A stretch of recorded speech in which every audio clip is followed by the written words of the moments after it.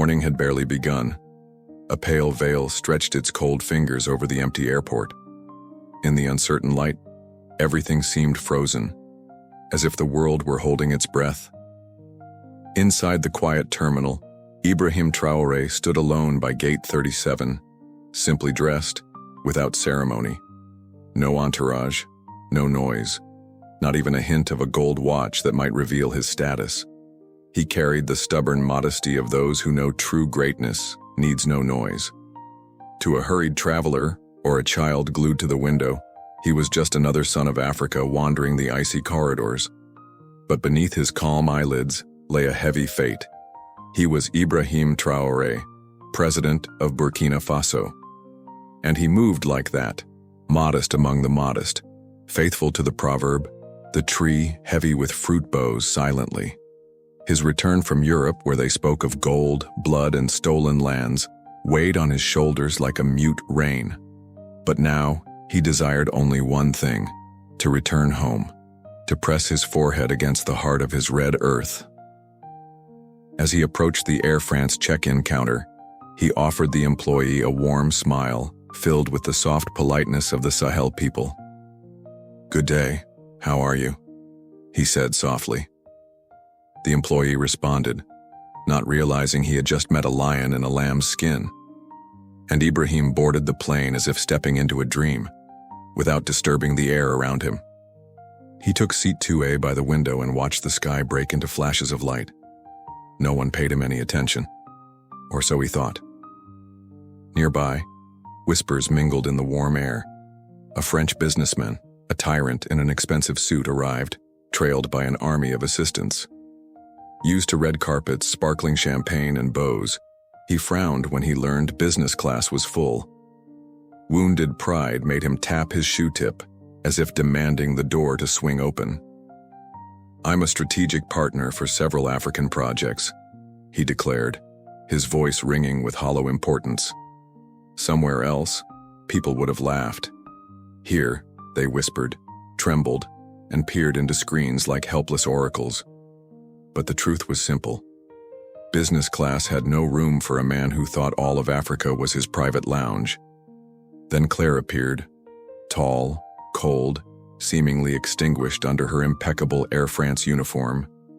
Claire's smile was sharper than a polished blade. She entered the cabin, her steps sounding like decisions. Her gaze swept the passengers like a she-wolf, seeking a weak lamb for sacrifice. Her eyes stopped on Ibrahim, a black man without a Rolex, without an escort, without the vain glow she associated with power. "This must be a mistake," she whispered to a colleague. Then, quietly but with disdain in every motion, she approached. "Sir, your boarding pass, please," she asked, her voice soft as a razor blade. Traoré calmly handed over his ticket. Claire read it, slightly frowned, and hiding her anxiety behind a formal smile added, "Sir, we are offering you a move to economy class. As compensation, certain services will be provided." And so the poison was spilled, without thunder, without splash. A slap hidden beneath white gloves. Traoré slowly raised an eyebrow, as if drawing back a curtain to reveal a storm. "And why me?" he asked, his voice sweet as the heat before a storm. Claire spread her arms, feigning innocence. "No reason, sir. Just an organizational adjustment." "A more important guest than me?" he continued, a spark slipping into his voice. She did not answer. Silence grew between them, thick as the sky before a downpour. Passengers froze. A magazine dropped to the floor. A hand hovered above a keyboard, but an old saying ruled. When the elephant fights the wind, the ant hides its secrets. Ibrahim stayed put, unshakable. "No, I'll stay in my seat," he declared. His words fell like stones into a too-quiet pond. Claire took a step back, her pride crushed like a silk dress snagged by thorns. She tried to insist, citing operational reasons, but her words lost power before Ibrahim's unbending calm. Then, like a frightened bird, she rushed to the cockpit, whispering poisonous phrases to the captain. Returning, she began a subtler hunt, seeking, expelling, evicting. But all her new targets had one thing in common: dark skin and the fiery light of the continent imprinted on their faces. A young man, shy, was chosen next. His eyes searched for an answer. Stammering, he said, "Why me?" No answer came. Only a white hand reached for his ticket. At that moment, Ibrahim rose. A simple gesture. Yet, the whole world seemed to freeze. "Enough," he said. His voice wasn't loud. It was just heavy with all the suppressed humiliations, all the memories buried deep beneath the sands. "You are not relocating passengers. You are hunting souls.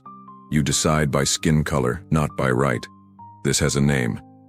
Claire paled, retreated, muttered an empty warning. But he looked at her, with the certainty of one who knows the truth. When truth rises, even mountains bow. Held breath, a long wait. The sky outside seemed ready to cry. In his eyes was something immutable, a calm light sharper than fear and heavier than pride. But Claire, poor lost soul, saw nothing but ordinary disobedience. In her clouded eyes, he was just another black passenger making noise over a seat he shouldn't even desire. She stepped away, teeth clenched, rage sliding through her veins like a bite. Through a breath in her native tongue, she muttered, "These people, always sowing chaos." Meanwhile, the great French businessman, crowned with arrogance, finally boarded. Claire, face now like a wax doll, greeted him as a lost king restored to his throne, offering him champagne where the foam of servility still trembled. "We're already handling the seat issue, sir," she cooed, her voice sweet as a trap. Ibrahim Traoré, meanwhile, sat down again with the solemn importance of an old chief, watching a storm gather on the horizon. He slowly fastened his seatbelt and tapped his fingers lightly on the armrest, to some inner music no one else could hear. He didn't need to shout. Trees don't howl to witness a storm. They bend and wait. The CEO settled into business class like a conqueror returning home after a plunder. Without even glancing at Ibrahim, he marched past, wrapped in his own importance like a boa around its coils. Claire flitted around him, adjusting pillows, handing out hot towels, refilling champagne, as if feeding a petty idol. The message was clear: you are the master, and he is nothing. The plane smoothly slid off the runway and climbed, leaving behind the last dust motes of France. But inside its metallic womb, a silent scene was brewing. A seed ready to explode. A story of two nations was unfolding without drums or trumpets. In the cabin, a false calm reigned. Seatbelts unclicked with sighs of relief. Passengers relaxed, sure that everything had returned to normal, but under the restrained chuckles and courteous whispers, a slow fire smoldered. Ibrahim remained in place, like a sage observing ants before rain. He didn't raise his voice, didn't wave flags. He waited. Claire, for her part, carefully avoided his gaze. Something in him disturbed the fragile foundations of her prejudices, but she buried that discomfort deep inside, like someone tamping down earth over a poorly dug grave.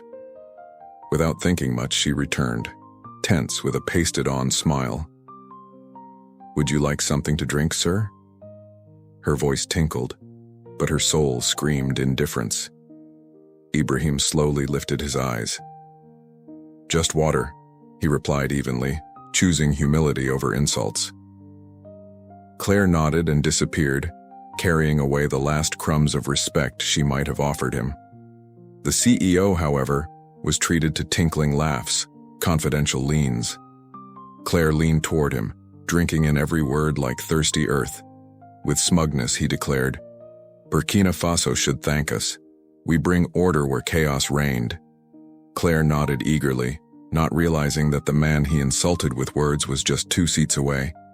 A silent lion mistaken for a toy by a donkey.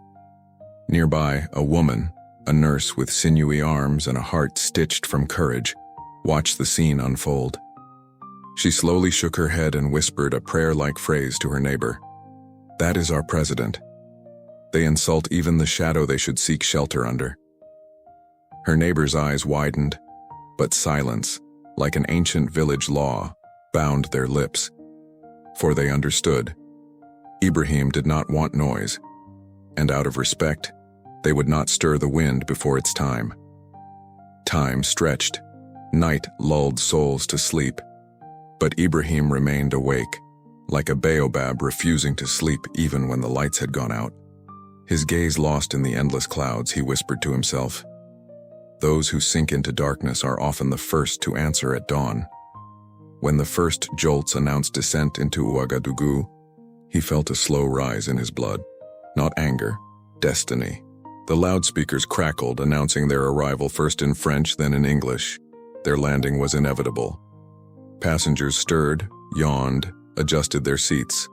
Claire, still true to her service, passed by Ibrahim as if he didn't exist, clutching her notebook tightly, smiling only for those who mattered.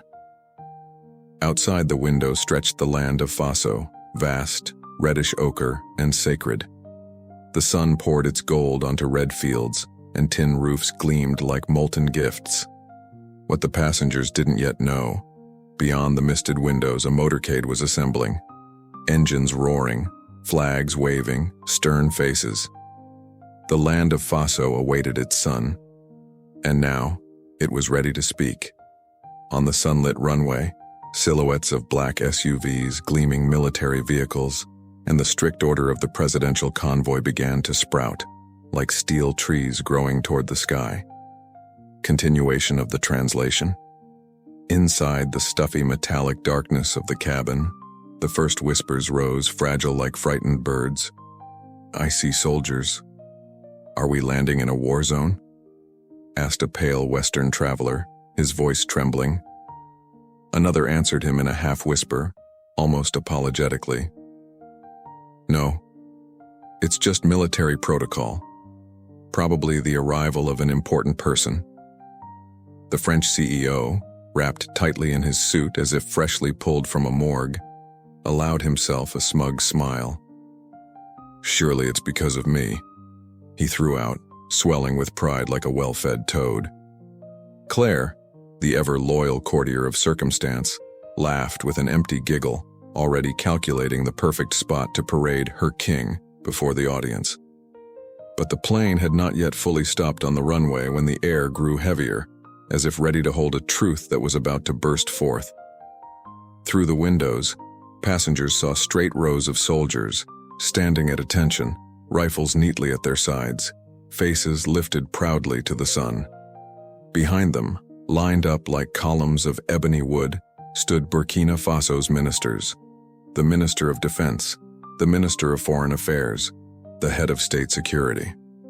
All stood still in the golden dust.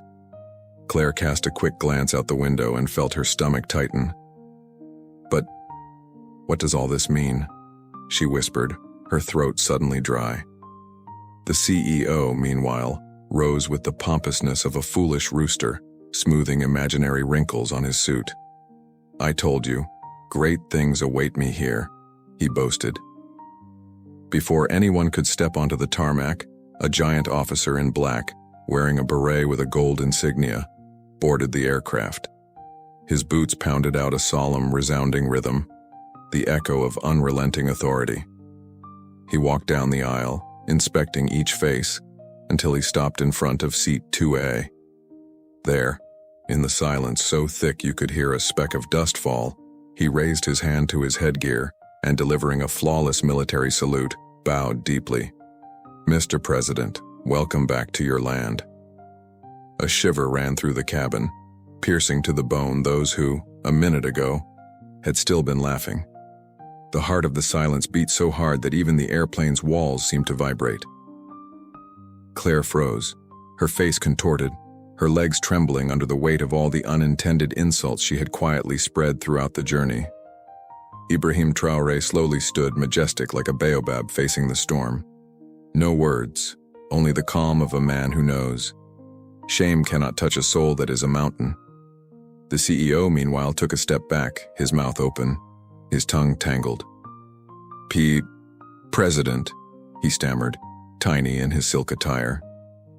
Ibrahim slightly turned his head toward him, and with a simple nod filled with ancient wisdom, granted the silent forgiveness that only the strong can offer.